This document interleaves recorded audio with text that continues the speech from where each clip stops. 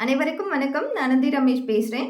ஒரு மாதத்திற்கு முன்னாடி ஒரு வியூவர் வந்து சேனல்ல கமெண்ட் பண்ணியிருந்தாங்க. இந்த மாதிரி வெறும் கார்ட மட்டும் வச்சு நீங்க எப்படி ப்ரெடிக்ஷன் சொல்றீங்க? இது தப்பு இல்லையா? அப்படின்னு சொல்லி கேட்டிருந்தாங்க. அந்த தருணத்தில வந்து எனக்கு அது வந்து டெலீட் பண்ணணும்னு தோணுச்சு அந்த கமெண்ட்ட. ஸோ நான் அத டெலீட் பண்ணிட்டேன். ஸோ நீங்க வந்து இந்த பதிவ பார்க்கும் பொழுது, நீங்க தான் அந்த கமெண்ட் போட்டிருந்தீங்கன்னா, உங்களுக்கான பதில் இதுதான்.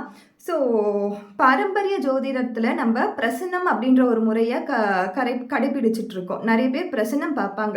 பிரசன்னம்ன்றது மோஸ்ட்லி எதுக்காக பார்க்குறாங்கன்னா, ஒரு நபர் தொலைஞ்சு போயிட்டாரோ, ஒரு பொருள் தொலைஞ்சு போயிட்டாலோ, ஆர் ஒரு விஷயம் எனக்கு கிடைக்கணும்னு அப்படின்ற அந்த டைம் ஃப்ரேம எக்ஸாக்ட்டா தெரிஞ்சுக்கணும் அப்படின்னு சொல்லி பார்க்கறது தான் பிரசனம். பிரசனம்ன்றது பல விதமான வகைகள்ல இருக்குது.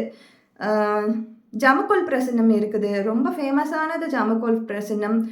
வெற்றிலை பிரசனம் இருக்குது. சோழி பிரசனம் இருக்குது. அதே மாதிரி தான் டாரட்டும் ஒரு விதமான பிரசனம்.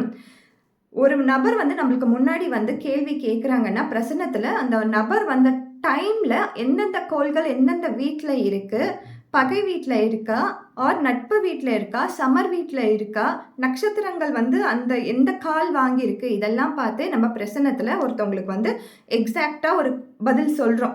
இது இப்ப நடக்கும். இது நடக்காது. பிரசனத்தில வந்து கன்டினியூஸா பேசணும்னு அவசியம் கிடையாது. ஒரு கேள்விக்கு ஒரு பதில் சொன்னா போதும். அதுதான் பிரசனம். ஸோ இதுவும் அதே மாதிரி தான். ஒரு சிச்சுவேஷனுக்கு ஒரு கிளையண்ட் நம்மகிட்ட வராங்கன்னா, அந்த சிச்சுவேஷனுக்கு இது எஸ் ஆர் நோ நடக்கும், நடக்காது. இத பண்ணுங்க, பண்ணாதீங்க அப்படின்னு சொல்லி பிரசன்னம் மார்க்கத்தில நம்ம சொல்லக்கூடிய ஒரு ஆர்ட் தான் இந்த டாரட். ஸோ புரிஞ்சிருக்கும்னு நெனைக்கிறேன். பிரசனத்தில நம்ம டைம் ப்ரெடிக்ஷன் பண்ணலாம். அதே மாதிரி டாரட்லயும் டைம் ப்ரெடிக்ஷன் பண்ணலாம்.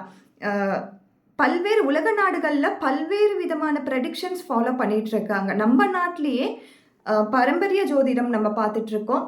நியூமராலஜிஸ்ட் இருக்காங்க, பாமாலஜிஸ்ட் இருக்காங்க, நாடி ஜோதிடர்கள் இருக்காங்க. பல்விதமான ஜோதிட கலைகள் இருக்கு. அதுல ஒரு மார்க்கம் தான் இதுவும். ஸோ நம்ம நாட்ல இதோட ஆரிஜின் இல்லனாலும், இது வந்து கண்டிப்பா வந்து வெஸ்டர்ன்ல இருந்து வந்தது தான். பட் ஏதோ ஒரு ரீதியில நம்மளுடைய பாரம்பரிய ஜோதிடத்துல இருக்க பிரசன்ன மார்க்கத்த தழுவி தான் அவங்களும் இத அமைச்சிருக்காங்க. ஸோ ஹோப் எல்லோருக்குமே இது வந்து புரிஞ்சிருக்குன்னு நான் நம்புறேன். ஏதாவது கேள்விகள் இருந்தா கண்டிப்பா கேளுங்க. நான் பதில் சொல்றேன். Thank you so much.